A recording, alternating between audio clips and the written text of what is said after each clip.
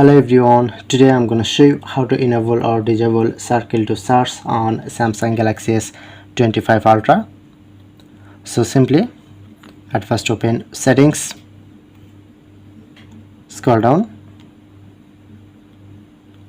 click on to display, scroll down and click on to navigation bar and make sure to turn on this option. I am already turn on circle to search. Okay, turn on. Or if you want to use this, just long press, then open this. Okay, or if you want to use button, so long press, then you get this option.